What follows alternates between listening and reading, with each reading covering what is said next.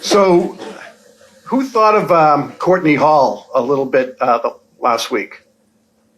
I know I did because Katie's son was going off to college, and he was going into Courtney Hall, and I thought that was pretty cool. You have a building named after you. Whoa!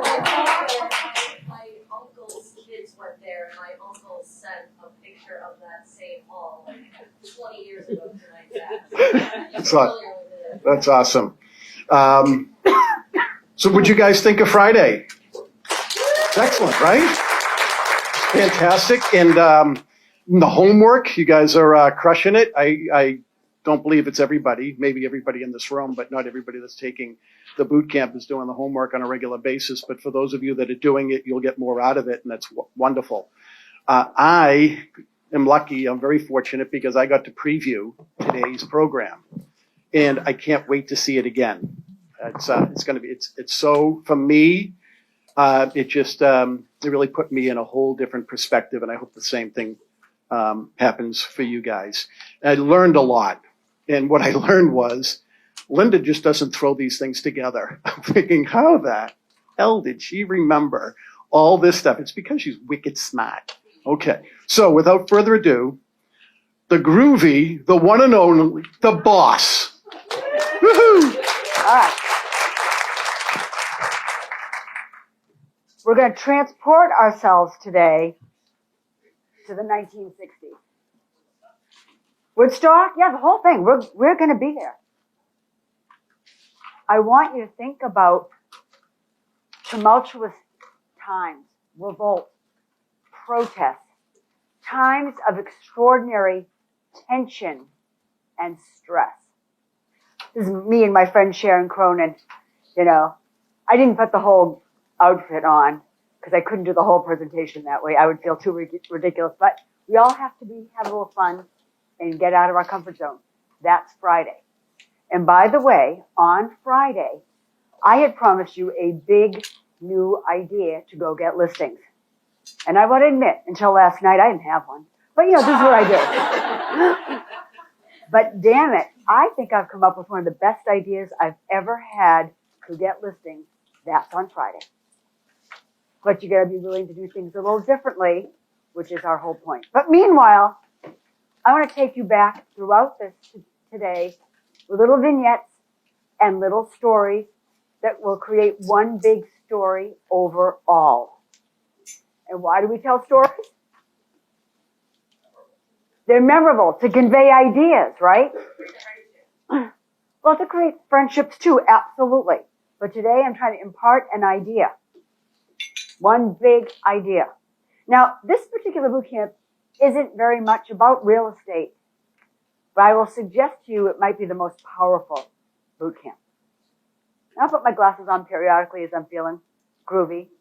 Peace and love, baby. We all have gut reactions based on our own principles and beliefs, and we shut everybody else down if they aren't one of us. We've become extremely tribal and divisive. Think about those lines. Nobody's right if everybody's wrong. You're wrong, you're wrong, you're wrong. Doesn't matter what side of the aisle on, someone's telling you you're wrong.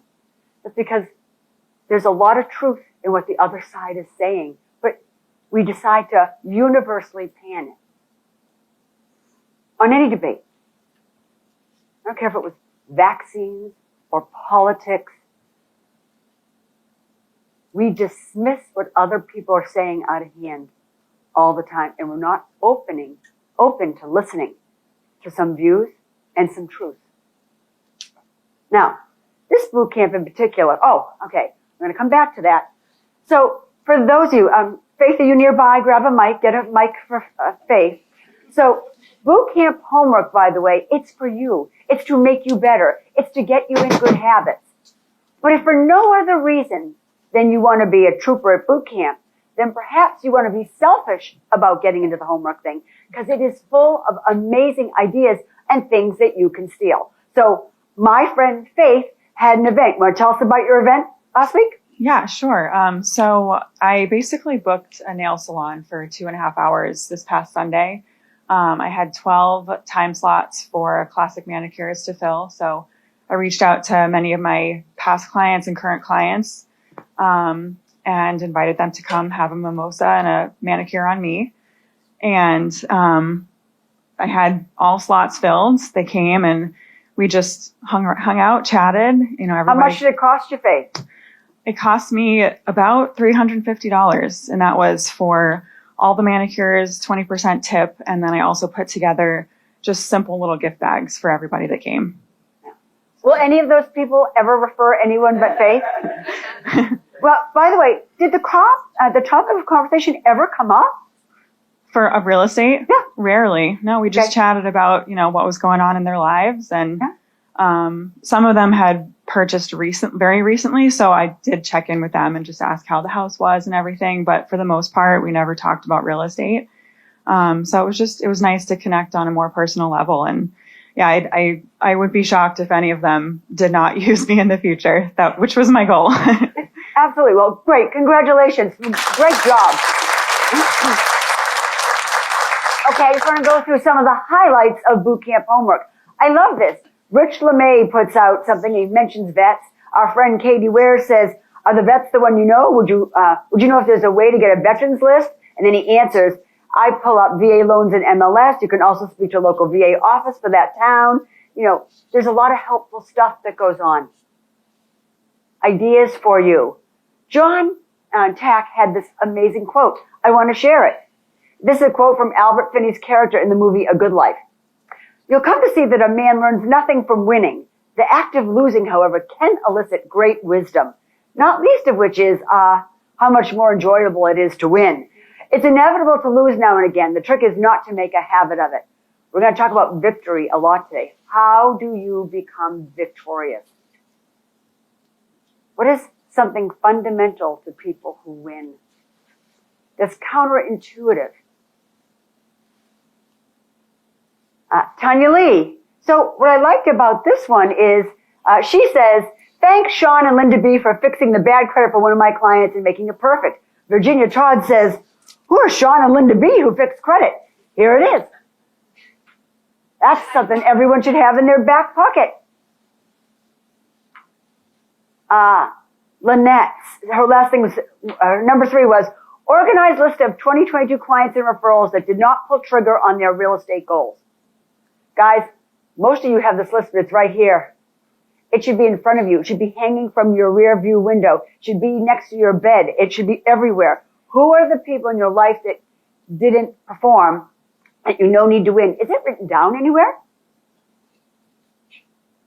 I bet you have a list, Ann, that is dozens of pages long, but you don't have it written down. There's all these people in your universe. No, I did it last night because of boot camp. Oh, good for you. Well, that's good. All right. Dana Diamond. Dana. Oh, this has turned out to be such a good story, Dana. So she writes, "Hope this doesn't sound like the dog ate my homework, but I have been consumed with a sick child with a bad case of flu day 4, and my mom is in the hospital. I have managed to do daily exercise and stay on top of my pending transactions, doing some research for a new buyer whom I met and showed a property this evening, but otherwise, nursemaid, healthcare proxy tasks are consuming me." This is the beautiful thing. Look what happened. Look at the response. "Take good care of yourself, Dana, as you care for others. Let me know if you need anything. Let me know if you need help, Dana Diamond. I hope everyone gets better quickly." Okay. All this love from Leading Edge. It was just beautiful. But this was the best part. Dana's having a bad day, but damn it, she's in boot camp. She's supposed to talk to people. So she writes, "Thanks everyone for your kindness. I must say that since my woe is me post above, I was contacted by a great couple looking to buy a home. I ran into their mom in the grocery store and so glad I opted to say hi and remind her that I was a realtor and not duck, even though I was not feeling up to the chit chat." Getting out and talking to people. Yeah, you see someone you know. Would you ever feel like, oh, I don't have my makeup on. I'm not in my good coat. I don't want to talk to them. This is what happens when you talk to people. I think that may be a point after all. Every day can be salvaged with conversations. Now, I want to talk about all these conversations you're having and the thank yous. Now, by the way, your mom, your sisters, your best friend love to know you love them. But This exercise will be much more powerful if you're thanking people who already don't love you and will be delighted and surprised that you reached out to thank them and let them know how much you appreciated them. Just a thought. I'm not saying don't tell your mom she's awesome, because you should do that regularly. But if you want to send out some, your mom's kind of expecting that a little bit. Sorry. All right. I am so touched by this. I just had to mention it. Katie and Virginia, like that, people have done some nice things, but I'm kind of blown away. My kids were blown away. I couldn't wait to share this. This is the kind of unexpected kindness that when you do them for people has amazing impact. I'm just going to tell you, Virginia and Katie are my favorite people in the room right now.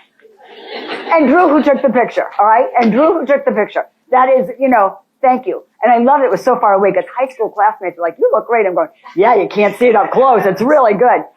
But there's something else that I thought was really impactful. This woman isn't a leading edge agent.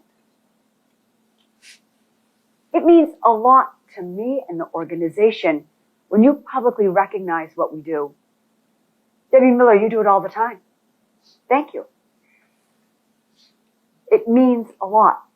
And by the way, if you're going to post something nice about boot camp or leading edge, do it publicly, not on the discussion page. Right? We already think we're great.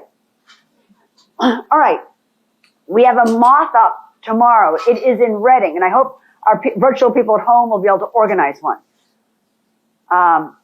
Years ago, I did my first moth up. It was such a success in my house. I invited all my friends over to come and tell stories. My sister calls me and says, Linda, did you just send me an invitation with rules? I said, I did. I sent you an invitation with rules. They all came over. It was such a success that my friend Catherine was doing a political fundraiser. We charged $250 a piece to come to my house and tell stories. And I packed the house. People love to tell stories, and we heard some great things. Now, the Moth does seminars for corporations. Here's a little testament from a Fortune 500 company about learning how to tell a good story and creating a narrative. After one session, a group of 100 salespeople from Mass Mutual, is there anything more boring than insurance? All right, saw a 10% increase in their rate of closing. Wow. Forbes. Through its MothWorks program, the Moth runs customized workshops for companies such as Google, Nike, and Ford. And you're going to get it here. Friday's more about narrative. We're going to do some stories tomorrow. The Moth gave a common vernacular of how powerful a story could be when told the right way. We're going to go over some of the rules of the Moth. Now, tomorrow you're all invited. We'll probably do 10 stories. If they really run on time and we have it in us to take 2 more, we'll draw 2 more names out of the hat. You do not have to prepare a story. Come to just watch and listen and support because it'll be fun. But if you do have a story, I've got rules. All right. Moth rules are right in front of you. Your story must be your story. You can't tell someone else's story. Were you a character in the story? All right. No notes. There isn't anyone here who hasn't told a story over a couple of drinks or dinner. That's the flavor. Tell a story. Create stakes. Make people care. Create some mystery. Put something out there where they want to know what happens. Have a great first line. What is your opening line? My sister's been kidding for a long time that she's going to call the Moth hotline because they ask you to just give them their first line, and if they like it, they might call you. And her first line is, some days are just pretty normal, and other days your mother steals a rental car and you leave your uncle's ashes on the luggage carousel. Does it make you want to know more? My mother stole a rental car? It's a good story. So, as my friend Ramsey pointed out, his brother is an editor-in-chief of, well, now his own organization, formerly of Velo News and Cycling Tips. Kaylee Fritz says he spends as much time on his opening line as he does his whole story, writing the rest of the story. Think about your opening line. When you're with your clients, can you grab them? Can you make them feel like wow, I'm interested in what you have to say. And then stick your landing, just like a gymnast. Know your last line. Don't circle the drain, they say, right? Don't walk around it. Leave a little, leave things toward the imagination. You don't have to explain everything. During a moth story, do not go down all the rabbit holes. Some of you might observe I'm pretty direct. And I like to be spoken to that way. Just give me what I need to know. Years ago, I heard a great line. If I ask you the time, don't build me a clock. Anybody ever ask for directions and they say, take a left at the Stop and Shop. That used to be Shaw's when I was a kid. Like, is that helpful information? No. But people talk like that. So a good storyteller eliminates that stuff. And then no rants. Save your anger for your therapist, or shape anger into a story with some resolution. And finally, have fun, right?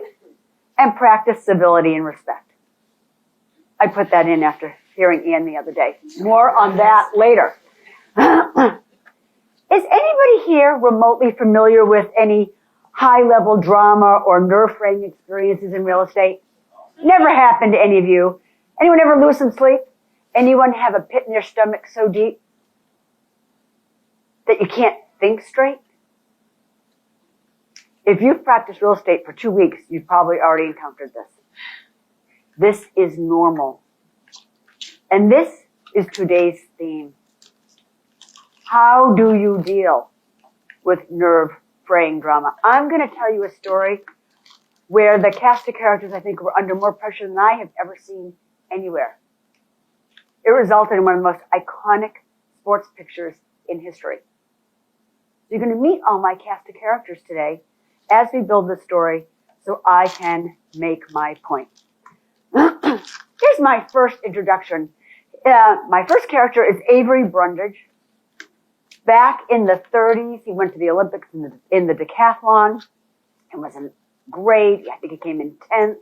But he wound up working his way into being the head of the USA Olympic Committee. Really, really big deal, right? This is a key factor. Brundage clung to the belief that politics and the Olympics should never mix, famously proclaiming, "We actively combat the introduction of politics into the Olympic movement and are adamant against the use of Olympic Games as a tool or as a weapon by any organization." He believed that amateurs don't take money. This is where this whole amateur versus professional thing started, back with Brundage. Now, his ideal Olympian was someone like, what's Bannister's first name? Roger Bannister. First person to break the 4-minute mile. He was from an affluent upper middle class family. He was in medical school. He could use his lunch hours to go running, and he ran because he enjoyed it and for the sport. Not every athlete has that comfort. Just going to put that in the back of your mind. A little bit more about him. In Olympic circles, Brundage is infamous for his racism, sexism, and anti-Semitism. The 1936 Olympics were Hitler's Olympics. There was a lot of calls to boycott the Olympics. Brundage went over there and said, "I don't see anything wrong. And besides, we don't mix politics. That's the way it's going to be." Hitler, at that time, was not allowing anyone of Jewish extraction to play for Germany. They finally, after boycott pressure, they allowed someone with a distant Jewish relative to, I think some female, I don't know what she did, to play. The gentleman who set up the Olympic Village in Berlin, which, by the way, up until then, they'd never seen anything like it. I mean, this was the first and original Olympic Village with beautiful dorms and amazing performance space. He spent 5 years of his life as the architect, and it was his idea. He was, just as the Olympics was starting, they realized he was Jewish. He got kicked off the program. right after the Olympics, it was such a success that they celebrated the guy that replaced him with for having and giving him all the credit for everything that happened that was so wonderful. And the original guy committed suicide. That's what was going on in 1936. What was the awesome thing about the 1936 Olympics? If anyone remember? Jesse Owens. How about that? If anyone remembers, Jesse Owens was a black runner. He won 4 gold medals in 1936. So much for that Aryan race theory, huh? That was kind of a, flip the dog to Hitler a little bit. And we wrote up about that. So they called him Slavery Avery in the 60s. Because we're going to talk about the 1960s San Jose track team. A second tier, nobody ever heard of at school, that had no budget to even host a home meet. They had to go away. And when they went away, they didn't have many money for hotels, so they slept in the gym. One of the most winning track programs in history. Showcasing a lot of amazing black athletes. So I need you to know this character, Avery Brundage. Here's everyone giving the Nazi salute at the 1936 games. There's a little bit of confusion. I don't know if you know, there's a Nazi salute and there's an Olympic salute. Decide what's right. Well, I can tell you what the Americans did. They would not. You're supposed to stop and bow before the Fuhrer as you paraded out. The Americans did not do that. They were chastised. Some teams gave the Olympic salute, which Germans chose to interpret as the Nazi salute. In private, this is now back in the 30s, Brundage complained, the New York newspapers, which are largely controlled by Jews, devote a very considerable percentage of their news columns to the situation in Germany. The articles are 99% anti-Nazi. That's a problem. Am I setting a stage for who he is? Here's our hero. We have a villain. We have a hero. There's hardly any pictures of Bud Winter. Bud Winter was the track coach. He went to San Jose State. He grew up in a very poor neighborhood of San Francisco. He played for San Jose State. He got the gig as the coach for the San Jose track and field. Coached a couple other things, I think. He took a sociology course, his first year teaching, with his sociology professor that had this amazing new concept about relaxation. And her thing was, we walk around day to day, tensing muscles all the time that are draining energy away from our brain. Anybody notice my little sunglasses? I wear these because I don't squint. I'm not wasting that energy. When you walk, listen, none of us want to relax all our muscles. You'd be a heap on the floor. But as we walk around day to day, our shoulders are up.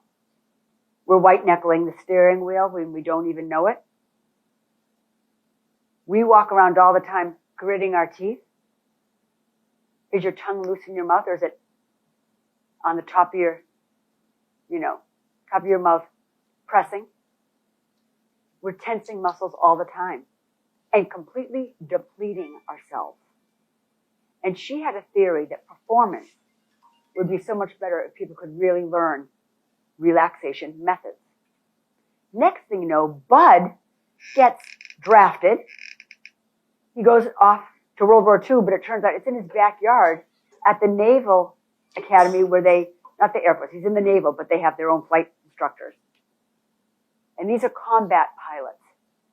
And these combat pilots are, have combat fatigue.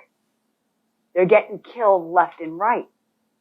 And he thinks, what if we employed some of these relaxation techniques so they could focus, so they could perform better, so fewer of them would die?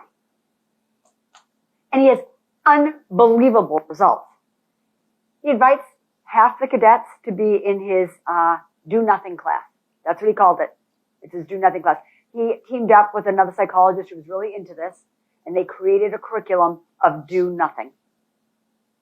And they monitored these cadets in everything they did. Their boxing, their swimming, their tests. Every aspect of what they did was monitored. And with one exception, out of like 50 tests, the relaxation group way outperformed those who were not practicing relaxation. Interesting. So he's back from the war. He's at San Jose State, which again is such a nowhere college that when they were competing against people, people were referring to it as San Jose. Right? Nobody ever heard of this place. So Bud Winter went on to use these relaxation techniques with his athletes and has written a book, Relax to Win, where he thinks you can use this in everything that you do. And we're going to talk a lot more about this. He had 102 All-Americans, 27 Olympians, 37 world record holders, 49 NCAA record holders, and coached the first man to clear 18 feet in the pole vault. It worked on absolutely everything. The other kind of incidental results, the instructors that were doing the relaxation, who were coaching relaxation, their golf scores started to go down. Just thinking about it.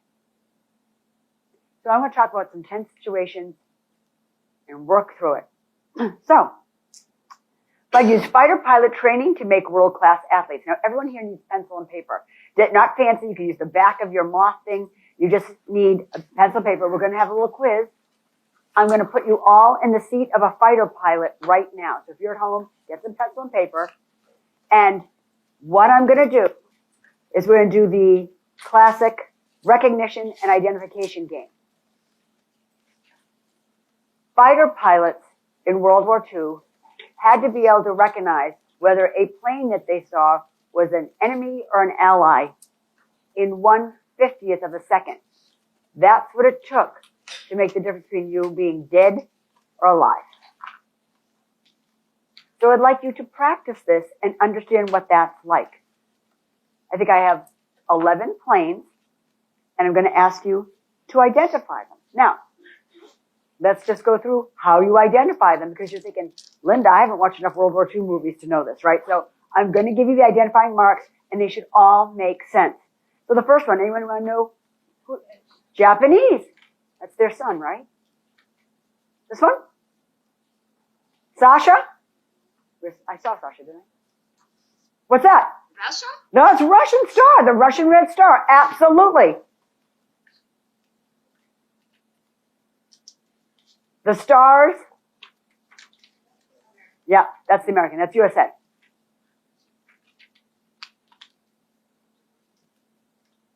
What's flag colors there? Italy. Germany, that's the Luftwaffe. All their planes did have swastikas pretty much, but that was their main symbol. You'll see the swastikas if you can identify them in 1/50th of a second. Think Union Jack. Yep, who said it? Britt, Stephen, breathe. Yep. All right, so you got 6 to identify. All right? Now, I'm going to pull the trigger. I can't even do this in 1/50th of a second. I'm probably giving you way too much time, okay? Well, here is the problem. You're right. Russia changed sides because originally they were with Germany until Germany invaded them, and then Russia got upset and, joined the Allies. Italy changed sides. So just identify what plane it is. We're going to assume during the period of war, you're the fighter pilot, you know whether they're an enemy or not, right? So just write, if it's Japanese, just write a J down. Okay. You don't have to write the whole word. I just want you to get this, B for British or UK, however you want to do that. Make it simple. Are you guys ready? Yep. Got it. Okay. You write that down? Okay. Ready? Okay.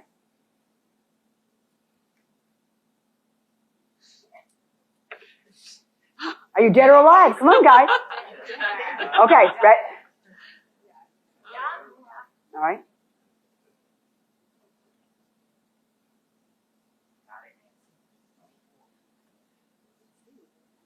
By the way, you're getting this way too long. I'm probably giving you like a fifth of a second.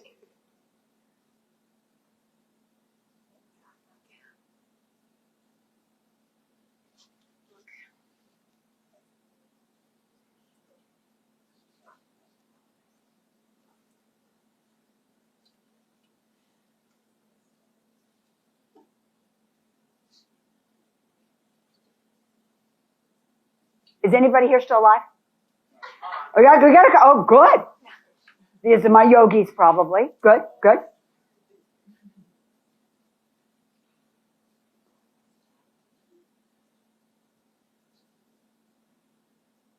Oh, it's fast. All right. This is hard. All right. Ready?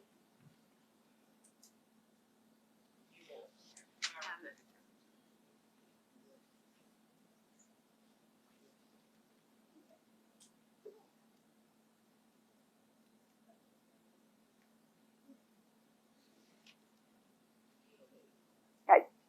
By the way, I will tell you, the guys who weren't in the relaxation group were putting their pencils down. They couldn't do it. The guys in the relaxation group were getting hundreds.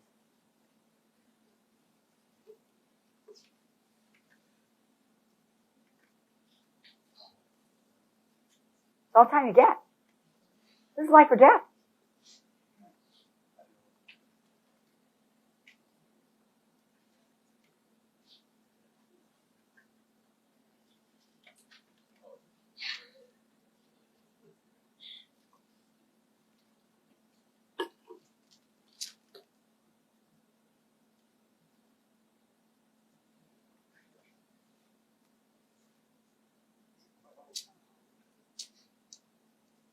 All right. Is anybody here still alive? Nobody. Did you hear what I said? The people in the relaxation group could do that. And got 100. What are they doing that you're not doing? We'll find out. All right. So I want you to relax under the pressure of combat, because you cannot be making good real estate decisions, advising your clients, solving their problems, because their problems become your problems, unless you can relax under the pressure of combat. Could you fall asleep under the sound of gunfire? So they taught these pilots to sleep in 2 minutes under the pressure of gunfire. We're going to talk a little bit more about that later, but he put them in relaxation mode. They had trigger words. And let me tell you what else I learned that I found fascinating is how he put people to sleep. Now, not in combat. In combat, you're going to be out in the field. You're going to be, in some, trench someplace, right? However, in your own bed, put a pillow behind your back, put a pillow under your knees, and put a pillow under each of your elbows. My David thinks this is kind of crazy and, was wondering what's going on inside our bed, but I'm telling you, it is like amazing. And I'm a tummy sleeper. I sleep face down. You can move the pillows out later, but you're like on a little dream cloud. We all need a little extra edge. Isn't that what boot camp's about, a little extra edge? Try it. Relaxation, according to Bud Winter, makes your life more important, more productive, and happier. All right? Anybody here ever choke or seen someone on TV choke? In golf, it happens all the time. They're up 4 strokes going into the last 5 holes, and boom, they're dead. It happens in every sport. Here's his theory. The greatest enemy to peak performance is hypertension. Not the kind when your blood pressure, we're talking about too much tension, is the number one enemy of peak performance. Your fear, your anger, your lack of confidence, your inexperience, and if you're just trying too hard. Bud believes in 4/5 effort. People who tighten up, who go all in, tighten up everywhere, depleting their resources of oxygen, which they need for their brain and the muscles that need to perform. So learn to handle tense situations which can anger, distress, depress, or panic you. I love this. Do you ever get to a place where you can't stop thinking about your problems? He calls it riding your nightmare. We've all done it. You're wide awake riding your nightmare because you can't sleep, because something's on your mind. Get to sleep quickly and sleep soundly. Increase your ability to concentrate. Acquire knowledge quickly and retain it longer. We're going to hear about that in a bit. Increase your self-confidence because you're feeling good. Obtain a sense of well-being. Improve your physical coordination and decrease reaction time. Through relaxation, you can parlay almost certain defeats into glorious victories. And we have a lot of stories today about almost certain defeats.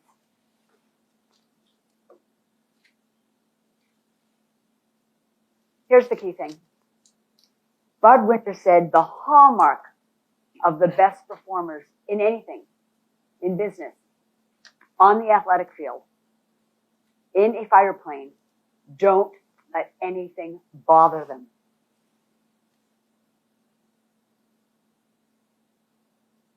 Are you all thinking about things that bother you? It's going to happen.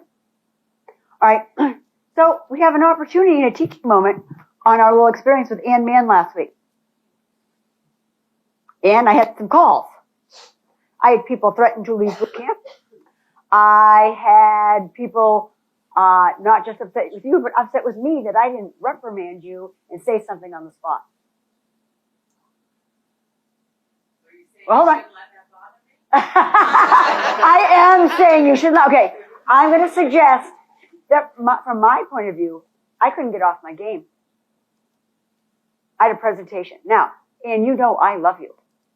And if someone just met you, we have people in Michigan, Northern Kentucky, and Ohio here.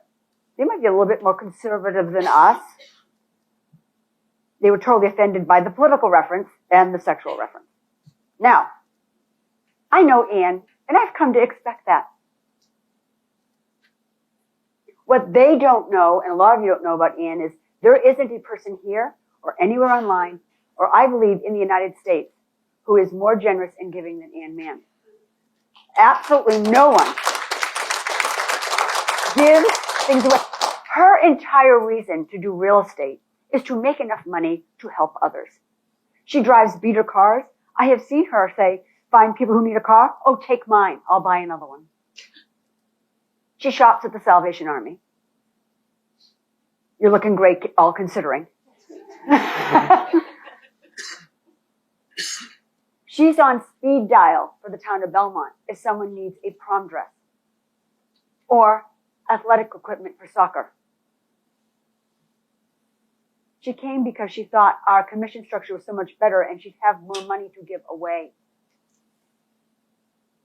It's amazing. But a lot of people judged you right away because they were in another camp. And I'm going to suggest to you today that you have choices about how you react to things. And you might want to rethink that. Now, Jay, is Jay not here? Is he in the fire station today? Oh, I'm going to talk about Jay. Okay, so you can get this later. What was really interesting is I met Jay Morneau out there. And he said, interesting boot camp today. And yeah, and he said, I like that Ann. I don't agree with her, but I like her. I really respect her. He made that choice. He wasn't in her political camp, but he understood the value of your story. He understood how you stood up to the client and you got listings and why you are so successful. There was a lesson there, but how many of you turned it off because you decided you hated Ann right away because of who she votes for? Let's go back. This was the thing. They don't let things bother them. That's the things that are keeping you up at night. Now, you're not going to change overnight. But one of the things that Steve and I have been testing people on for a long time is emotional resilience. Can you take it? Are you more Teflon? Can things bounce off you? It's hard. I've trained myself. I do have very high emotional resilience. They kid me. Paul Modelski was like, Linda, I can really criticize you all the time. Now, I could be completely depleted by that, or I'd say, damn, thank you, Paul, for giving me an opportunity to be better. That's a choice I've made. You have lots of choices. All right, so demand perfection of yourself and you'll seldom attain it. Fear of making a mistake is the biggest single cause of making one. It's on your brain. You're thinking mistake. You're thinking failure. What's going to happen? I hope I don't choke on this next shot. Oh, I hope I don't blow this next listing appointment. Oh God, this deal is falling apart. I don't know how I'm going to keep it together. Guess what's going to happen if that's your mindset? You don't stand a prayer. Make a plan. Know what it is. Rehearse it and practice it. And you can win. So relax. Pursue excellence, not perfection. All Bud Winter quotes. Turn your most stressful situations into moments of peak performance. Wouldn't that be great? Let's show some examples. So relax to win. Be calm under pressure. Discover new energy. Increase your level of concentration. Learn faster. Improve physical coordination. Increase self-confidence. All right. So Bud wants you to understand we might be thinking about relaxation a little bit differently. He does not mean distractions. What he means is, reading is nice, but that's not relaxation. Social media, you're not working, but that's not relaxation. Matter of fact, they're getting you all worked up because the more worked up you get, the more you're going to share, like it, engage.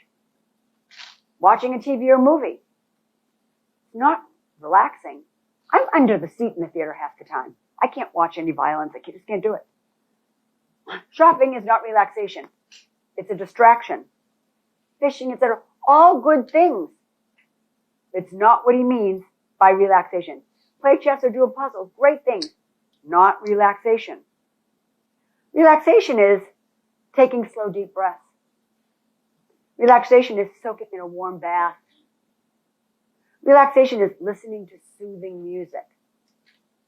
Not your favorite music, not the kind of music we're generally playing at boot camp, like a classical. Something that decompresses you. Practicing mindful meditation relaxes you.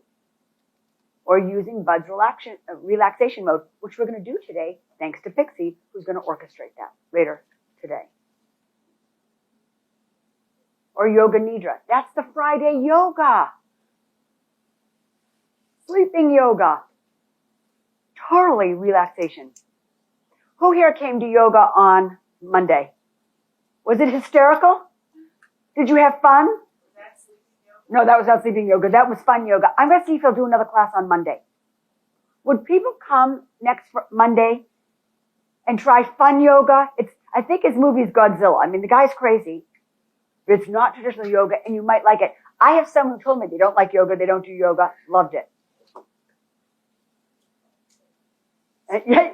Sleeping yoga. Bring your pillows on Friday. Bring your pillows. Dress warm. Have a sweater on. You're going to be a puddle when you're done. My next character in my little vignette today's story is Ray Norton. Probably never heard of him. Amazing athlete. So Ray Norton was a high schooler in Oakland, and there was a big track meet with all the local universities going on at Berkeley. He and his track buddies snuck in because they wanted to see it. They couldn't pay. So when the meet was over, everybody went home, the coaches are milling around, and they go down to the track, and they start playing in the starting blocks, just like to be in the big leagues, right? Let me practice on these blocks. And they're playing around, and they're sprinting, and they're having a good time, and Bud Winter comes over to Ray Norton. And I'll tell you what he said in a minute, but this is just what happened. So a little background on Ray. He went to Oakland Tech, 1956 graduate. He sneaks into the track meet at Berkeley. And life changes when he meets Bud Winter. Bud Winter approaches him and he thinks, oh God, we're in trouble. We got caught. And Bud, this is what comes out of Bud's mouth. You know you can be the world's fastest human? This came at great surprise to Ray, who was not the fastest guy on his track team. Question is, how did Bud identify future success? What did he see about Ray, who wasn't the fastest guy in the block, and decide that he could be, with the right training, that fastest human on earth? Not because he snuck in. That is not it. Nice try, Ian. No. But let me tell you, we all are here to up our game. And this relaxation mode alone won't do it. You gotta work hard. You gotta be driven. You gotta want it. You gotta practice. I'm gonna tell ya. He said he saw the same thing in Joe Louis. Here's a heavyweight champion of the world. Saw the same thing in Joe DiMaggio. Now I added this. I see it in Bruce Springsteen. See the smiles? They carry themselves in a relaxed way. He looked at Ray Norton and went, "You're very relaxed. You're good, but you're just the prototype I want. You're trainable. You're educable. I think you've got what it takes."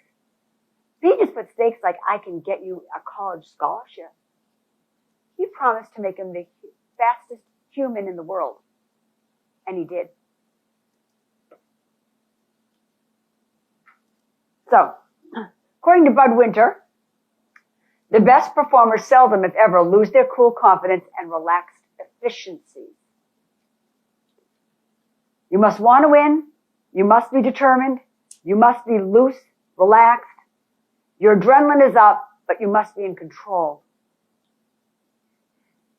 Go slowly. A subconscious urge will tell you to speed things up when you're in a high-pressure situation.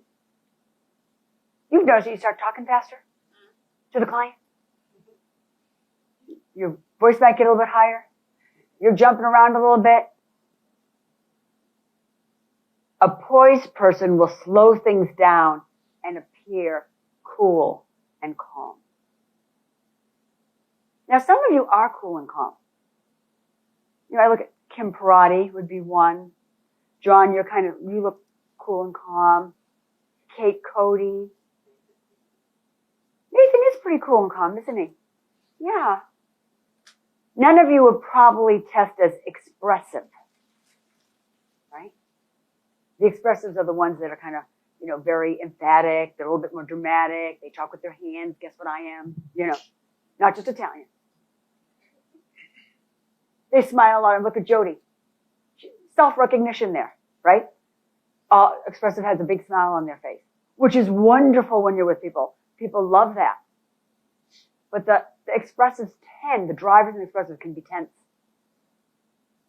The amiables and the analyticals tend to be a little bit more relaxed. And we can be chameleons. I'm going to talk a little bit more about that in another boot camp. So, I want to bring you back to the 1960s as I first promised. This is when you put the glasses on. What the hell was going on? We have people in this room that were born in the 2000s. Okay? And 1990s. You know who you are. So, what was going on? I can't see with these glasses. What were the events? What was happening? Well, in 1960s, World War's lunch counter. So then you're bringing you to the track team in the 60s. This is what's happening.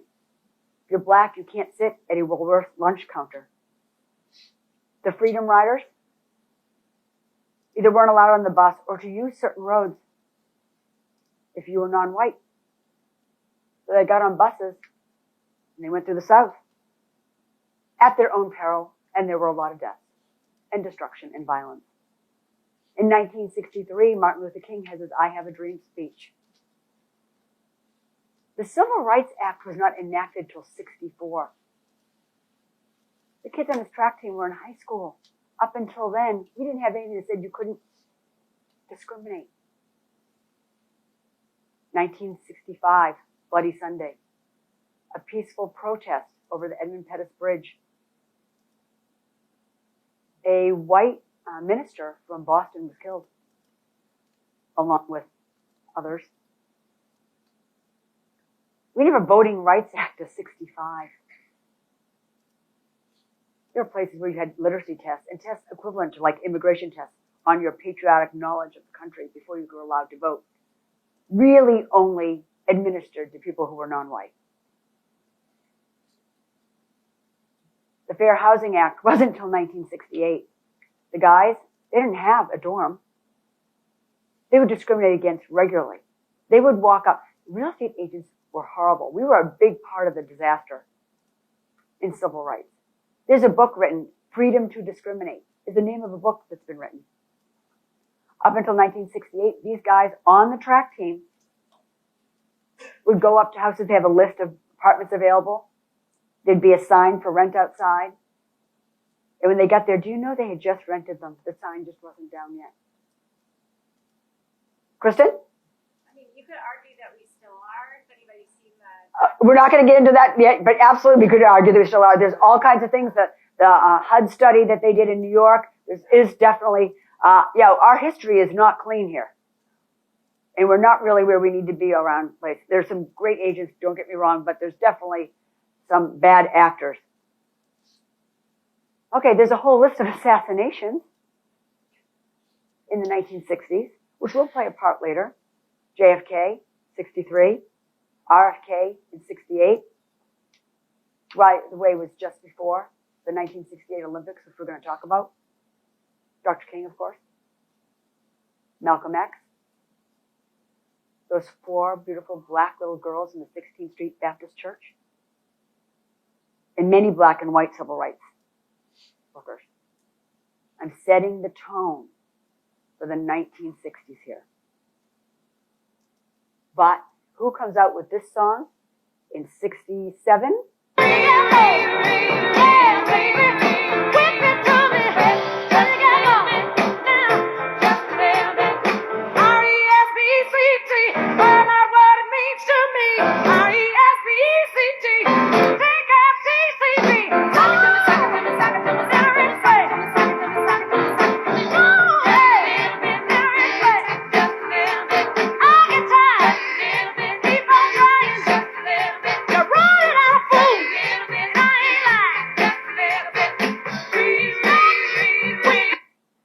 Little clip. Give you a taste of what's happening now. Next clip I'm going to show you is Harry Edwards. Harry Edwards was a track member of the 1960 San Jose State. He's a little bit older. He threw the shot put. He's a sociology major and was on his way to becoming a professor at San Jose State. He got on the global stage. Oh, I'm sorry. This is not him. But I want you to know in the background, you need to know about Harry Edwards. This is going to be Dick Gregory. Dick Gregory is a comedian in the 50s and 60s who talked about social justice and human rights. They called him the Dick Chappelle of his time. Oh, sorry.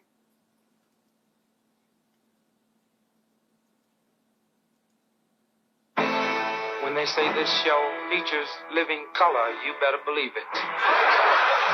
Dick Gregory was one of the greatest political comedians to ever live. In about 6 more months, they're going to be forced to hire Negro bus drivers in Mississippi, so we're growing steering wheels so they can drive from the back of the bus.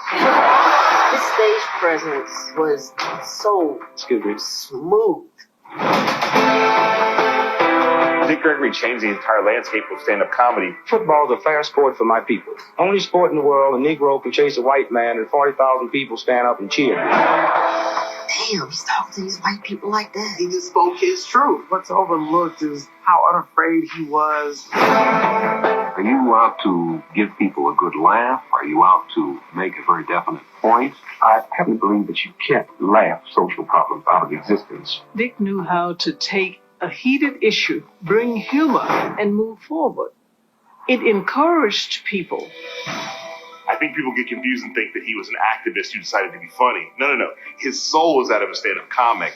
He just could not do that in a world that was falling down around him. Now, I ran from Chicago to Washington, D.C. to dramatize that there's a need to feed hungry people. He ran for Native Americans. He ran for women. He gave so much of himself to a movement, to a people. He wanted to be a part of change, and he always fought for that change. My goal is to really help change the priorities in this country. No man has given more, asked less, or been more needed. Ladies and gentlemen, Dick Gregory. Did you notice how cool he was? On stage, cool, calm, delivering his message. Hugely impactful. In 1960, he started talking about Americans should boycott the Olympics. There's a lot of things going on. Rhodesia and South Africa won't allow black athletes to participate. They should be banned. He was on to Avery Brundage and said, this guy shouldn't be running the Olympic Committee.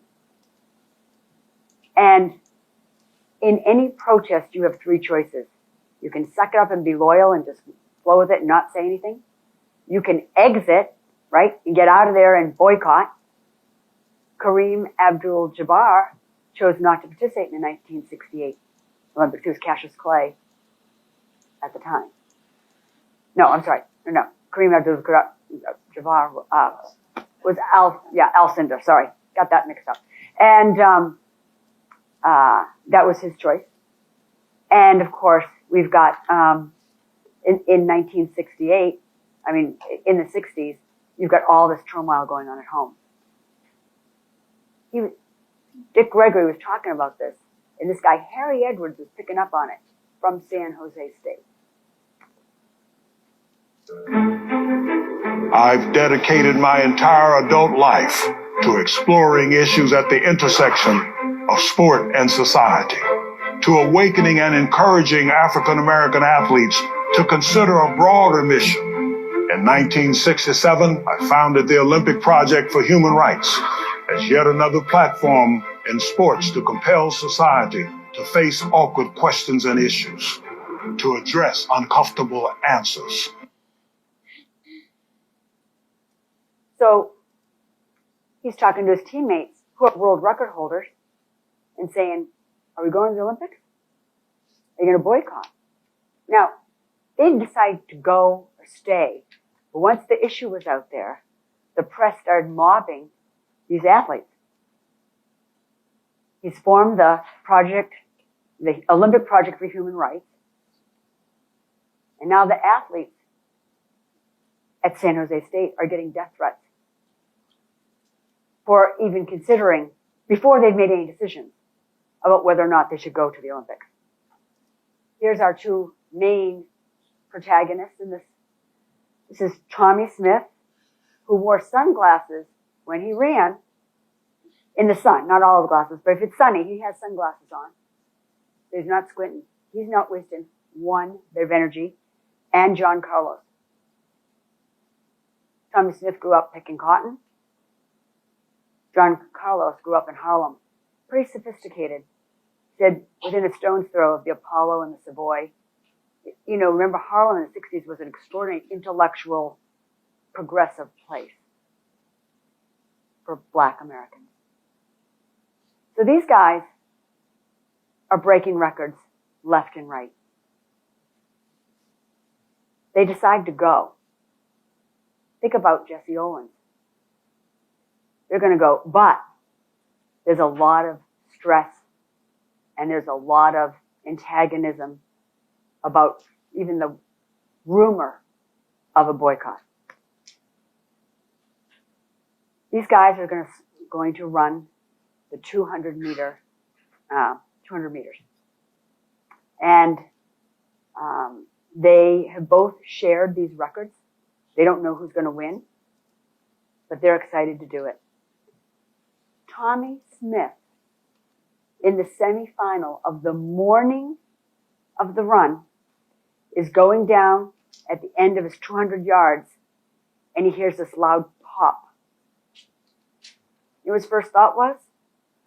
I've been shot. Turns out he pulled his groin. He said, I looked down as I finished I'm limping, I can't walk, there's no blood, but I know I'm out. I'm not going to be able to run this afternoon. So Bud Winter comes over and says, oh, he thinks relaxation can fix everything. Let's go back. Let's ice you up.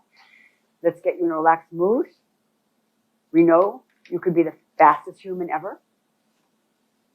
Let's get you ready to go. Tommy decides to run. John Carlos is beside him. This is the finish. There's Tommy Smith winning the Olympics. Now, Peter Norman, who will be a character in our story, is from Australia. He's actually beating John Carlos, who's 259 in the middle. Peter Norman's on the far left. So Smith finishes first, Norman finishes second, and Carlos finishes third. They all broke the world record. How fast is that? Amazing. And now they've been talking to their friend Harry Edwards, who said, if you're going to go to the Olympics, use your voice. Use your platform. This is your chance. So the three of them have a half an hour till the medal ceremony, and they decide they're going to make a statement. Tommy Smith has brought 2 black gloves, and they've decided that they're going to go to the podium out of Olympic uniform because they don't want to zip their jacket. They're going to represent the poor people in America. They're wearing beads to represent lynching, which has been happening in their lifetime. They don't wear shoes. They have black socks on to represent poverty. And they decide that they're going to do a power salute during the national anthem. Peter Norman was raised by his parents, ran the Salvation Army of Australia. This is a guy who believes in human rights. We're talking human rights here. He says, you got any of those buttons? They go, no. So he runs over, and apparently the Harvard crew team is the one that kind of made the buttons up. And the coxswain of the Harvard crew team had a button on, and Peter Norman runs over and says, you got any extra buttons? He said, no, take mine. So Peter Norman wears that button. It becomes important later. They go up and create one of the most iconic photos in sports history. They stun the audience. People are appalled at this peaceful protest. Does it sound familiar? I'll come back to that in a second. They walk off the field in silence. Avery Brundage is so mad, he goes up to the Olympic coach of the USA track team and says, if you send those boys home, he always referred to them as boys, send those boys home or the whole team has to go home tomorrow. They had other races, but they're not going to run. They decide to send Tommy Smith and Juan Carlos home. Peter Norman goes back to Australia. For 20 years, today, this is 1968, he still holds the fastest 200 meter for an Australian. No one has ever beat it in all of Australia from 1968. He qualifies for the next 2 Olympics, but because he wore that button, he's not allowed to participate for Australia. He winds up an alcoholic and drug addict. And we'll come back to that later. Smith acknowledged that to him the salute meant more than what it was assumed to be. I don't view that as a black power stand. It was a human rights issue, he said. I can't understand why people call it a black power salute, but mine was a cry for freedom. We've been put in that position by society and by the need to withstand the pressures of a system that didn't recognize everyone as equal. Fair housing was a big part of this. We did it from an athletic platform of courage and excitement and need to provide an avenue for those who didn't have one to go down this road, headed for the intersection where you had to choose. I'm going to tell you a little bit more about Bud's program. He had 42 athletes, 8 scholarships. He divided them up. You get $80 a month.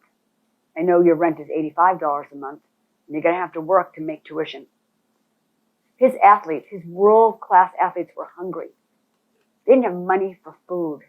He talked restaurants into feeding them before and after their competition. His wife made you a pineapple upside down cake if you broke a world record. Tommy Smith said he made one last almost a week. They fished for their dinner. They were working in restaurants. Bud Winter had them cutting branches and doing yard landscape just to give them some money in their pocket. They didn't have fancy equipment.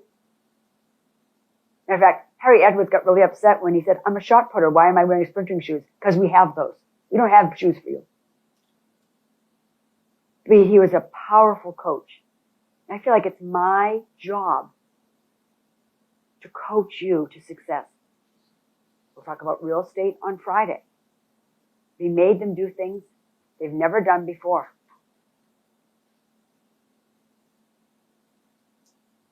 So they were banned. They had to go home. The boys were sent home, but this is an Avery Brundage quote. The boys were sent home, but they should not have been there in the first place. As a matter of fact, people of that kind should not have been on the Olympic team at all.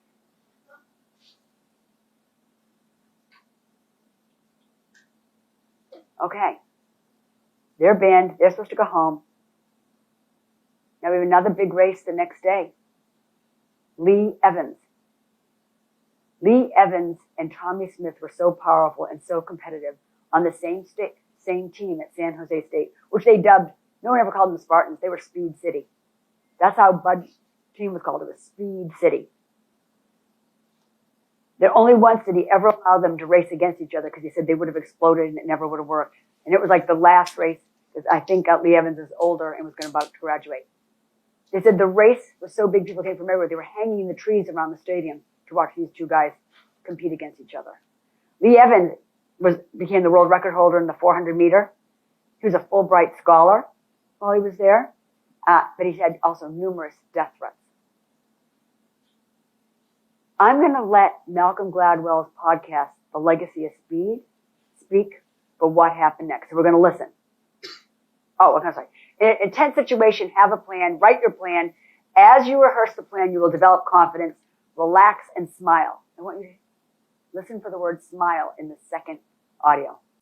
John Carlos and Tommy Smith, who raised their fists in protest on the victory stand 2 days earlier, are being sent home, banished, disgraced. Evans recalled what happened next. I came downstairs.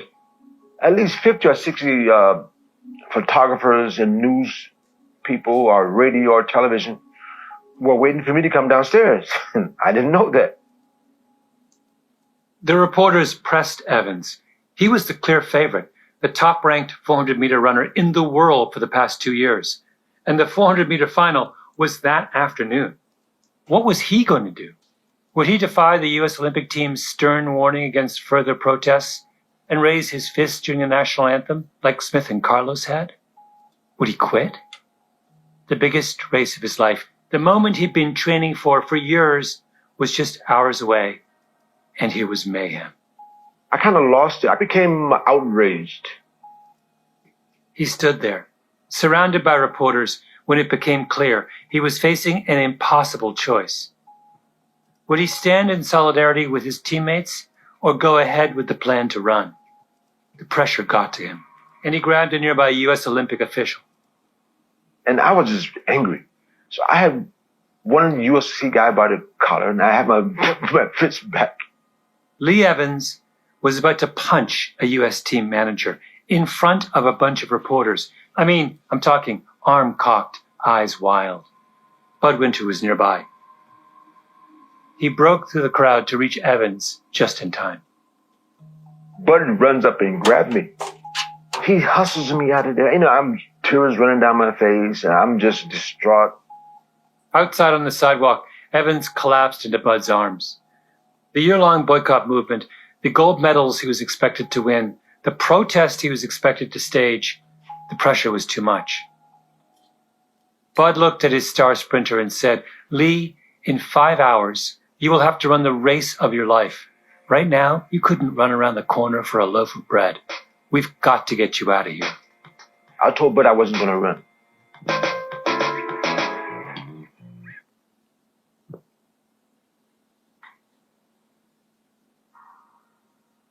Bud Winter's first challenge at the Mexico City Games was helping Tommy Smith overcome a potentially devastating injury and go on to win the 200 meters. But the Lee Evans situation was far more critical. This was a full breakdown. In footage of that moment outside the hotel in Mexico City, you can see Bud and Evans trying to escape the press mob. Bud looks like a beefy security detail. He's wearing a Team USA windbreaker and steers Lee Evans through the cameras and tape recorders. In his book, Relax and Win, Bud wrote about looking for an escape route. We came to the bus assigned to the Japanese team. Pushing Lee ahead of me, I climbed aboard and slammed the door. The reporters encircled the bus and stuck their microphones through the open windows.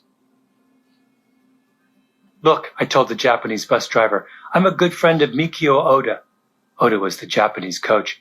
Please go and tell him Bud Winter has big trouble here. Need to get away from this crowd. Hurry, please.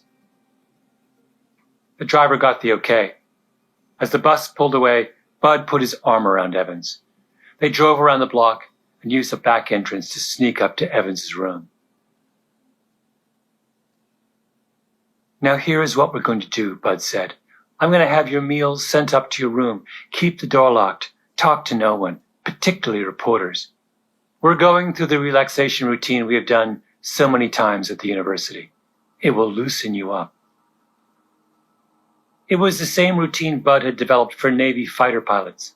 Close your eyes, relax your face, loose hands, loose jaw, just like the mantra he used on the track.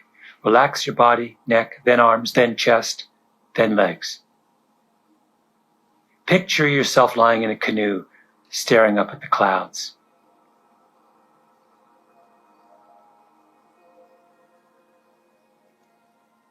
In 3 minutes, Lee Evans was asleep, the worry lines erased from his forehead.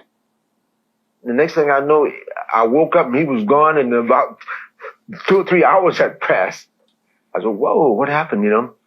I was really peaceful. I wasn't angry anymore. I was very peaceful. I was able to focus only on the race itself. There was a knock on the door. It was Tommy Smith and John Carlos. They had a message for Evans before they flew home to San Jose. He had to go ahead. He couldn't drop out. You better run and you better win. You know, that's what they said, and they left. Tommy and John coming to my room freed me up. Without them saying it was okay to run, I felt like I was betraying them because they were kicked off the team. Evans began preparing for the race. He did visualization exercises and went into a meditative state. As you're talking to yourself, I'm going to run close to the line. My shoulder's going to be, you know, you're saying all the correct things with your technique. My chest is going to be up. My knees going to be up. My arms going to be driving forward. All these things I'm repeating to myself. Evans ran the race over and over again in his mind. I knew I would break the world record. So walking through the tunnel, walking out of the tunnel into the stadium, you just wishing it was over. But the 2 minutes before, standing there waiting for them to do what they're going to do, is the worst time. And you don't train for that. On your mark is still the worst time. But staying focused and the guy said, the starter says, on your mark. You're still very nervous. You know, you're down. But when he says set, I never forget that. I'm in Mexico City. He said set, I smiled. I really did. A smile come on my face. Yeah, I'm ready to whoop these cats down, boy. When he said set, I'm so happy. Because that means the gun is coming next. Lee Evans went up very fast in lane 6. Also going well in lane number 2 is Larry Graham, United States.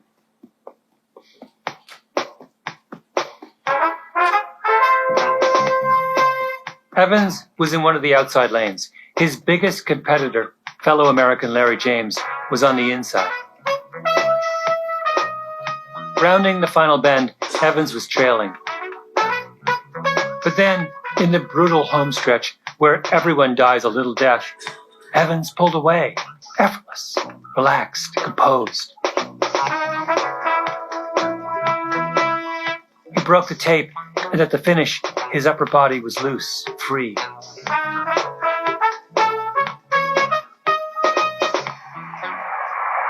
to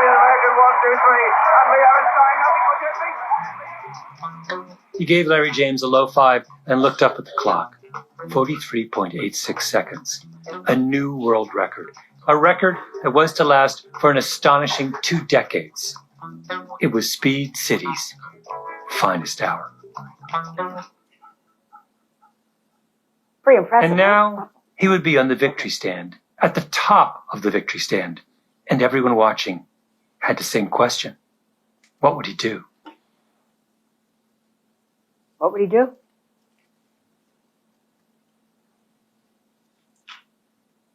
He has several more races. Well, what he decides to do is he wears his black beret. He decides to give the power salute before the national anthem. During the national anthem, he takes off his hat and he drops his head and bows to the Star-Spangled Banner. Which in the end turns out to be, he said, the worst thing he could have ever done. Because he still made a lot of people mad, and a lot of people were unhappy that he didn't go as far as John Carlos and Tommy Smith did. He said, they called me a troublemaker. And then he lists Gandhi, Martin Luther King. They're all troublemakers. I wore the title proudly. Here's what's disturbing. Tommy Smith, John Carlos, Lee Evans, all wound up homeless. Nobody would hire them. They went through some rough patches. John Carlos's wife committed suicide. Times are bad. They did gain their footing. They did get jobs. They did get into coaching. And years later, they were recognized. We're coming back to this. Winners don't let anything bother them. Now, it did bother him, but he got himself out of it. He managed to find that relaxed state and smile. Here's Harry Edwards. In 1968, Tommy Smith and John Carlos, both Olympic Project activists, dashed across the finish line in the Olympic 200-meter race, and players stood atop the victory stand, center stage, in the spotlight, with the eyes of the world on them, and protested inequality and injustice in America, creating in the process one of the most poignant moments in sports history and the most iconic sports image of the 20th century.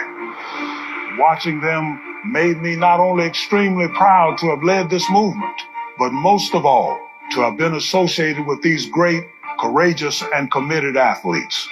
Their clarion call for freedom and justice was heard not only in America, but around the world. A message and legacy that have endured for more than half a century. They went on to be the pallbearers at Peter Norman's funeral. This monument has been erected just in the last few years at San Jose State. Peter Norman was still alive. He just died a few years ago and came out as part of the dedication, which was so nice. And that's where we leave these very stressed people that managed to find a lot of victory in what I consider imagine the whole world, eyes on you, kind of pressure they were under. Not to mention the Olympic pressure of running your best race. Here's a little clip from Norwich University up in Vermont. We've kind of picked up a bit of a reputation on campus as those weird people that meditate, and I kindly point out to them the fact that we don't fall asleep in class. We've got better PT scores. We do better on tests. We have better uniforms. We don't get yelled at as much as they do, and then they quiet down pretty quickly after that. I would say the biggest benefit is the energy. I mean, in high school, I would drink like a whole thermos full of coffee a day, and I don't have to do that anymore. It feels good to not have to rely on things like that and be able to do it myself. I was a skeptic at first, but now that I've learned, it's great. I mean, I've directly seen the benefits. I'm a senior, and I've never gotten over a 3.0. This semester, I've had 22 credits, 4 lab sciences, and I have a 3.6. I don't think I just got that much smarter. I think the TM helps me focus, and so when I study, I get more benefits out of it. Pixie, now, for those of you who know, she teaches Pilates. Is she one of the most Zen people you've ever met? I thought, who should read this? Not me. It should be someone who can do it. So if you'd all just cooperate with Pixie. Here we go. Hi, everyone. Okay, everyone, I want you to close your eyes. Pay attention to my voice, and to the best of your ability, try to do what I tell you. Sit all the way back in your chair. Do not close your knees. Your legs are perpendicular and feet are flat on the floor. Your hands are resting on the insides of your thighs. In learning to relax, the first thing I want you to do is to take all the wrinkles out of your forehead. Relax your scalp. Don't take too much effort in trying to relax. Just let go. Now relax all muscles around your eyes. Let your eyes go limp in their sockets. There are 8 sets of muscles around the eyes to relax. Be sure to get all of them. Now let them go utterly limp. I want you to breathe slowly and regularly. As you exhale, breathe out your tensions. Now let your jaw sag. Let it go more. If you do this properly, your jaw will drop open. Relax your lips and tongue. Relaxing your jaw is one of the keys to relaxing all over. Now I want you to let go of all the muscles that hold up your head. If you do this correctly, your chin will drop and touch your chest. Breathe slowly. To get rid of all the tensions of your head and neck, drop your shoulders as far as they will go.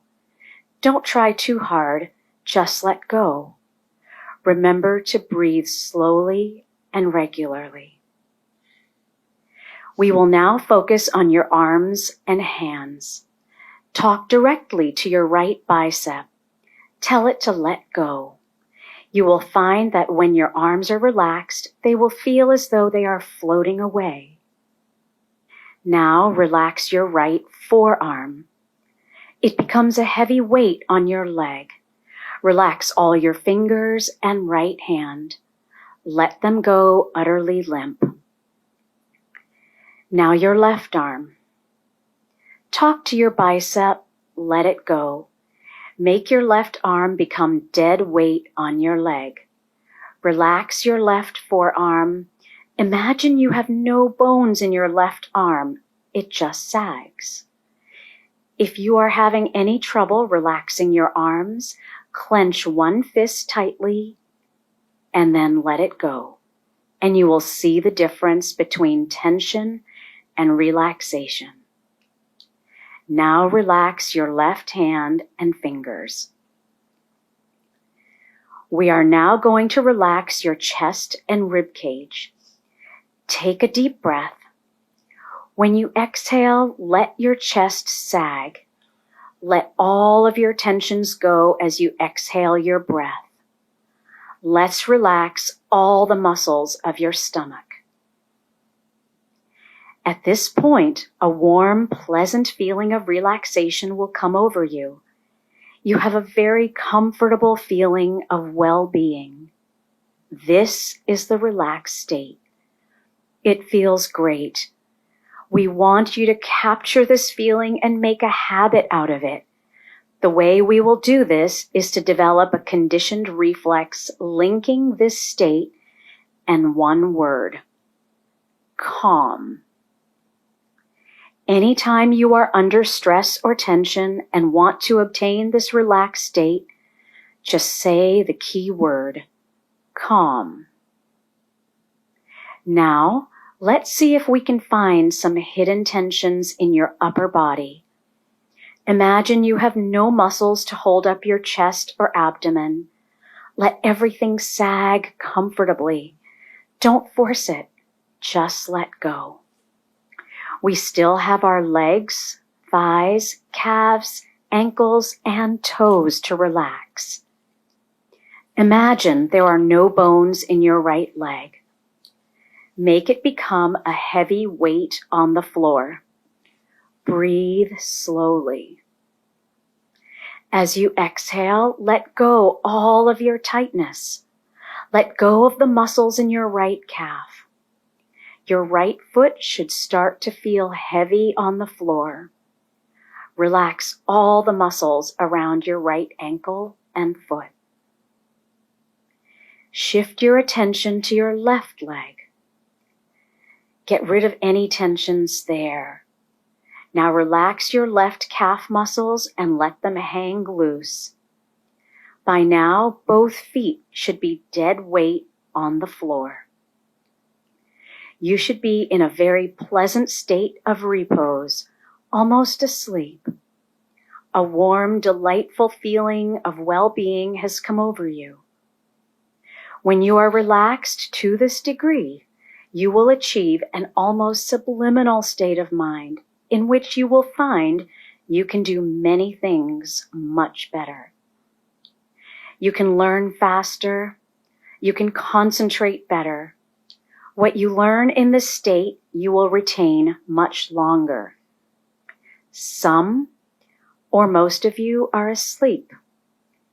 I could show you how to slip over the threshold into a deep, relaxed sleep.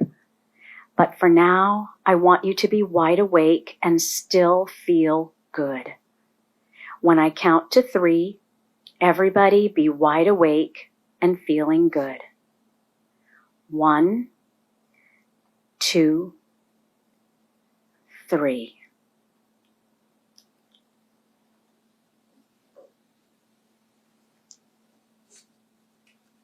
It's almost like hypnotism, isn't it? To set your mental state at calm. Try to recall that. Anybody want to bring Pixie home? I know Michelle Jocelyn said that to Jennifer yesterday. Will you come home with me? Norwich Academy's picked up on this. I'm going to introduce Janet Aguilar to you. This is about going through the storms and having the best years of your life. Janet has a very compelling story. I've heard Janet's story, but this is the first time she's got accompanying photos. I welcome my friend and our colleague, Janet Aguilar. Thank you. Is that way? Okay. Thank you. Good morning, everyone.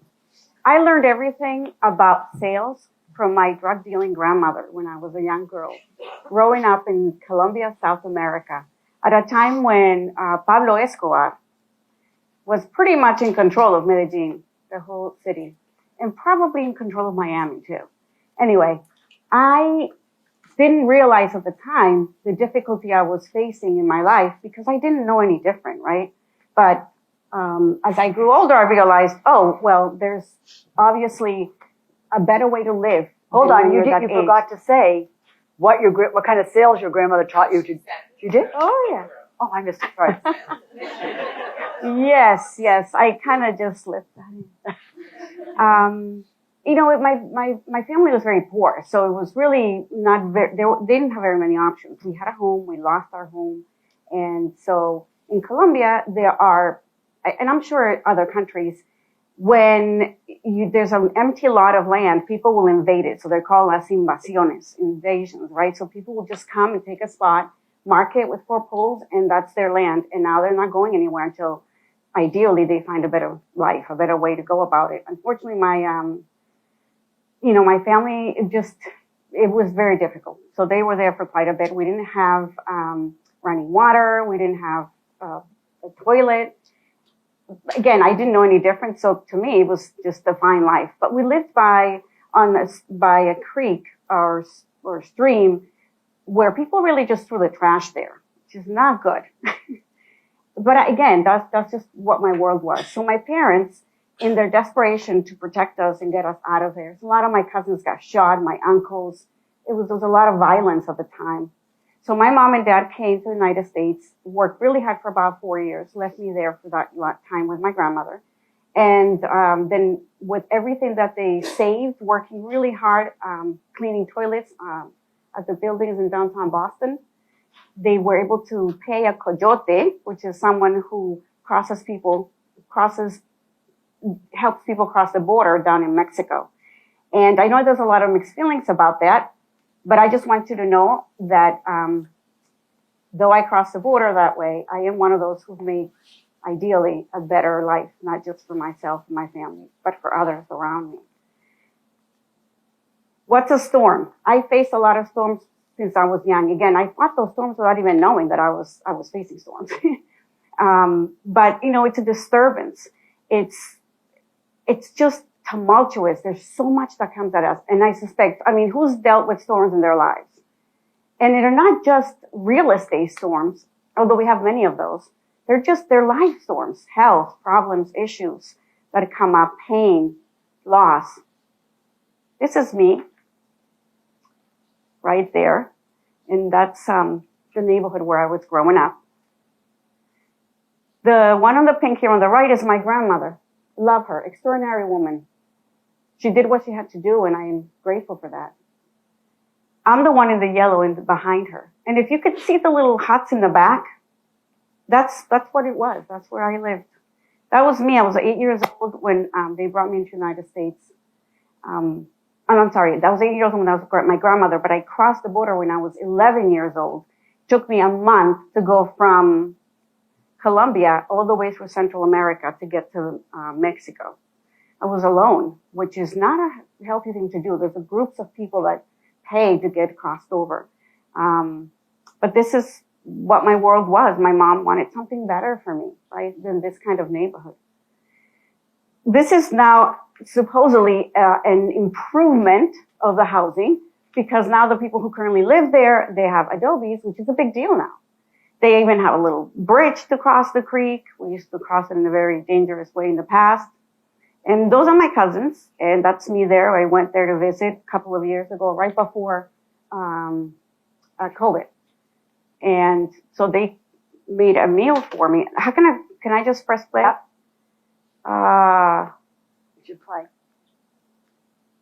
Oh, sorry guys. That's all right. Anyway, so I was able to get help to cross, and by the grace of God, I was protected. That bridge right there is the same one that my cousin was sitting at. So that creek that's what happens when it rains a lot. And it just washes the bridge away and they just rebuild it. But, it goes into their homes. Can I have the clicker back, por favor? Muchas gracias. When there's heavy rains, that's what happens. So they get mud. It's a mess. But look, we cook out there. We eat. The food is great. Unfortunately, it's not, ideal. But so far, I haven't gotten sick. It's been great. And so I help them as much as I can, obviously. This is a similar truck to where I was crossed in. So I was placed on the motor section of the truck, right where the wheel well cover is. And they just put me in there, but I'm little. I fit just fine. I could see the road as the truck was moving. It's so fast, you could see the road. And of course I was scared. I was so excited. I was going to see my mom in the United States after so many years. I couldn't wait to see her. I couldn't wait to know what it was like to live in the United States and have a different life. This is the day I arrived. My mom had this elaborate party for me, welcoming with people in the neighborhood. I grew up in Chelsea from that age on, of all the cities. But see, I was really young. What I did with what my parents did for me is study. I worked hard. I studied. I went to school and learned as much as I could. And then I got married to this extraordinary man. I was really young. I was only 20 years old. And we had these 4 children, one right after the other. I don't recommend that. But it is a gift. I really believe it's a gift. This is just how young they were. I built a life for us, right? I began with my leading edge family 20 years ago. So I did really, really well from the beginning. So we bought a home in Melrose. We moved from Chelsea. and we did so well. But then we started to invest. And Sergio started building, my husband, properties, and we flipped apartments into condominiums. I mean, we just want to make some, we want to do what everybody else was doing, right? Grow. But then the market tanked, and naturally that affected us significantly. So we had to file bankruptcy. We lost everything. In fact, I had to sell this home like as fast as I could, and we were homeless. The homeless realtor, that's so absurd. But thanks to Linda, who's awesome, and she's really been not just the owner broker, my boss, but really just a human being with a great heart. And that's one of the things I appreciate most about this company is how I've been treating like a family member, not just an employee or another realtor. Whatever the needs have been in my life, every step, not just mine, but others, they've just been there, right there for me. And even more as the years continue because of other things I'm going to share. So we lost the home. Linda's awesome. She put us up for 6 months. I mean, there's 6 of us. That's a lot of people. I don't even know how she did it, but she did, and I'm grateful. And so because we were in that situation, I decided, okay, here's another storm. First, I crossed the border, and then, growing up in South America and the dangers of death and everything else. And now I'm learning a new language in a new country. I don't know the culture. It's difficult. You have to adapt. You have to figure it out. And I did. You just adapt. That's what you need to do. And once this happened, we ended up selling the home. And then I said to my husband, how about I go back to Colombia? I'll live there for a couple of years. You work your butt off. I'll take care of the kids.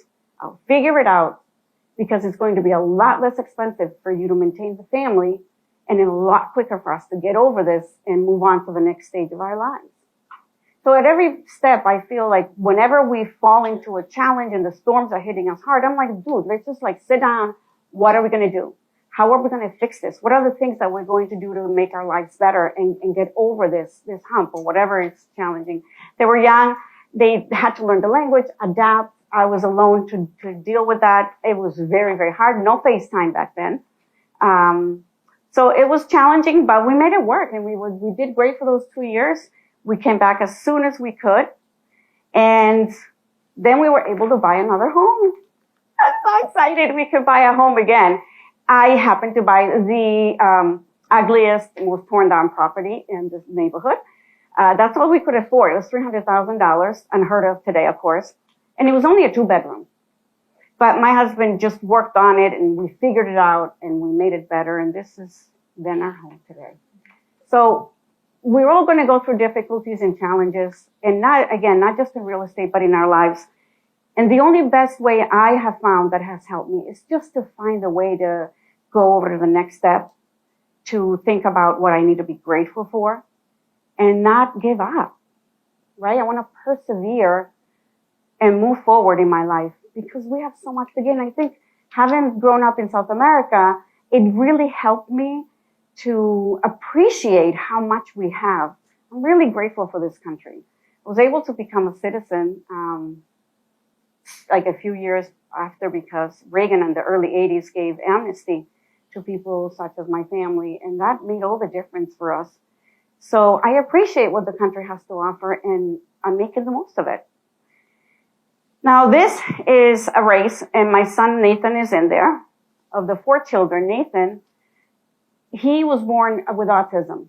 At the time, nobody knew autism. Like, that wasn't a thing, really. It became a thing years later, but there was really very little support. It was very challenging, but I figured it out. I'm like, hey, I've got this child with all these needs. We want to figure it out. I mean, he went to school. He did so great. He went to the Volk in Wakefield, graduated. He actually earned a scholarship to the local 103 electrical union to work for them. But he had already worked for about 3 years in different companies where they send him to get trained. So he knew. He's actually wired up several different buildings that were built at the time in Malden and in the surrounding areas. And so I was really proud of someone who had such difficulty learning and retaining information, emotional issues, building relationships.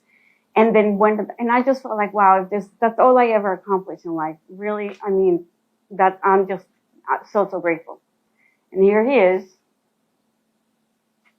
This is my family in 2019, December 2019. A month later, my son was shot.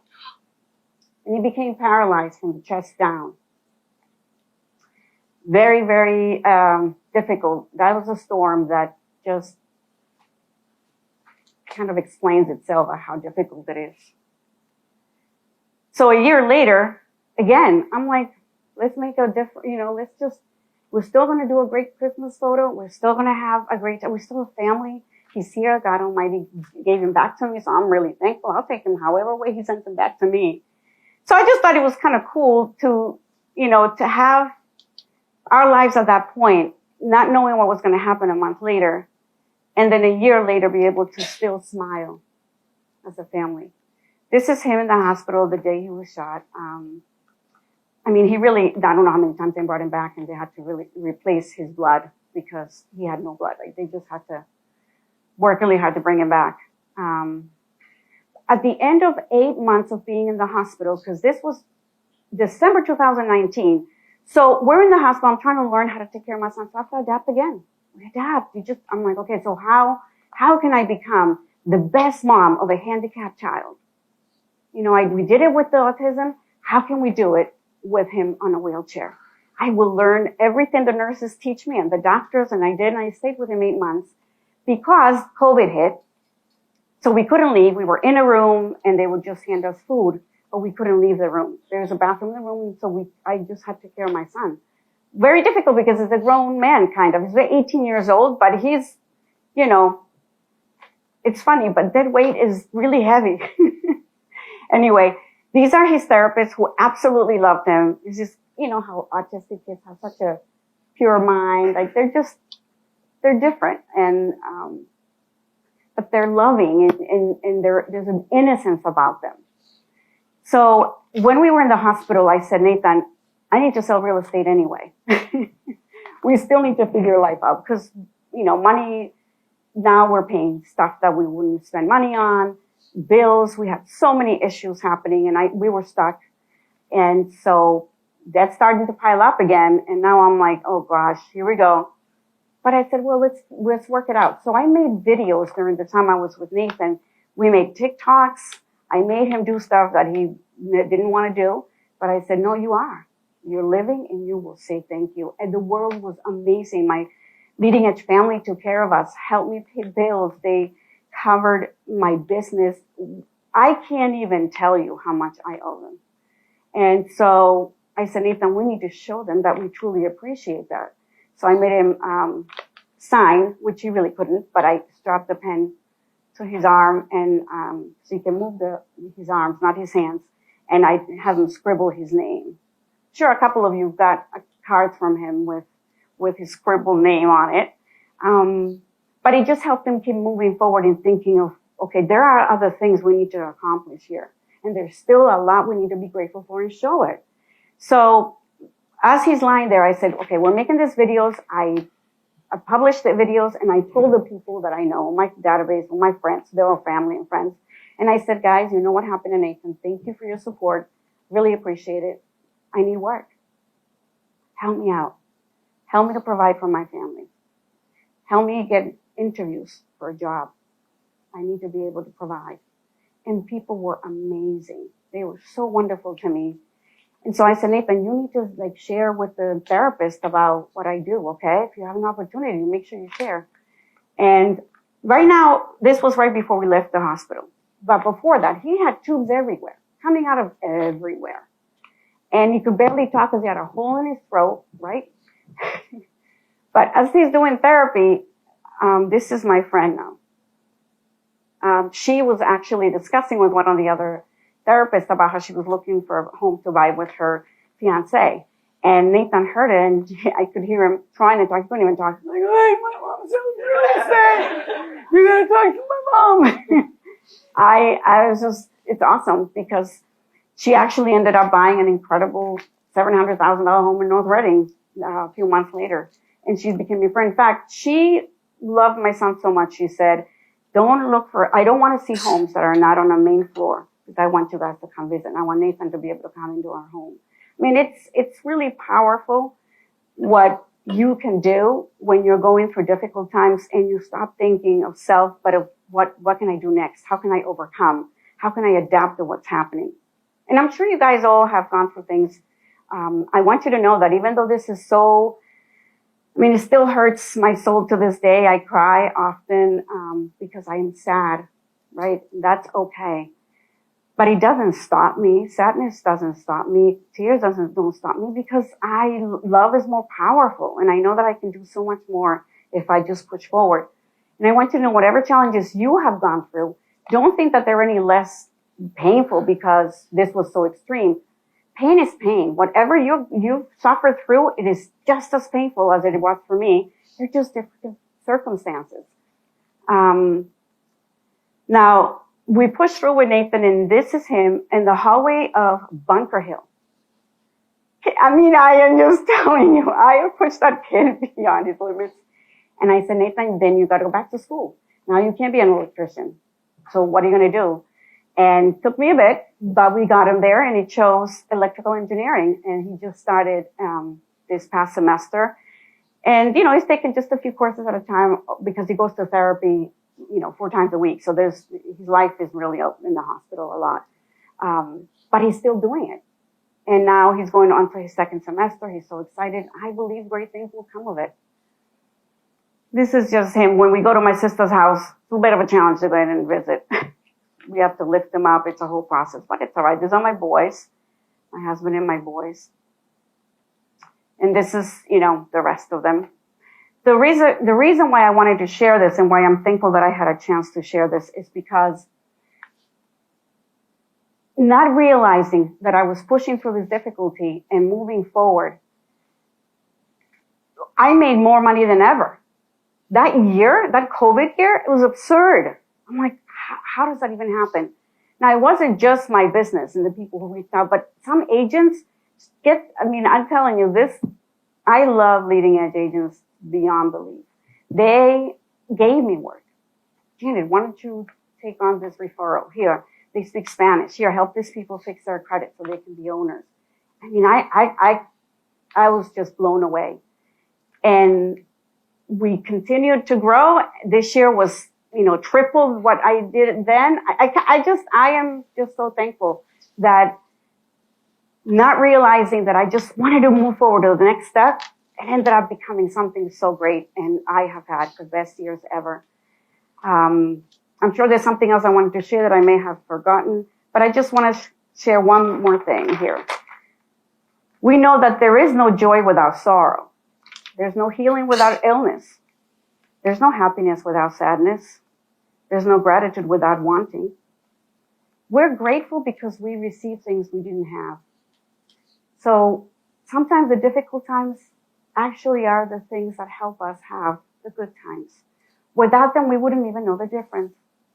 The bad things help us actually enjoy life even better once we overcome. There is victory in surrender. Surrender what you can't control, control the rest. Control what you can respond or how you respond. There is victory in surrender. Thank you.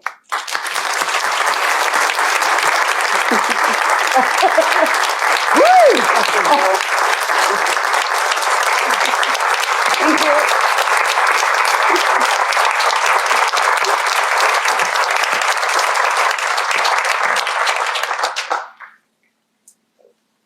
Gives you a little perspective.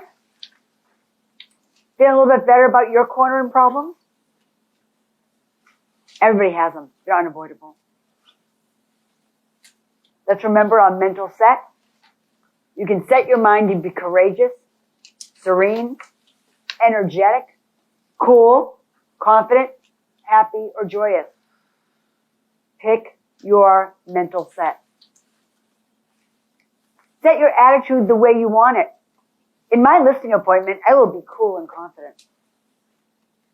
I will never fear flying again because I like to fly. Tomorrow, I will not feel tired.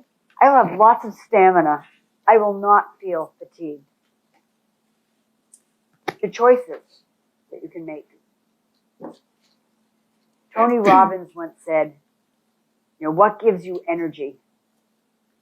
And people answered, where does energy come from? Well, the food you eat, the exercise you do, the sleep you get. He said, no.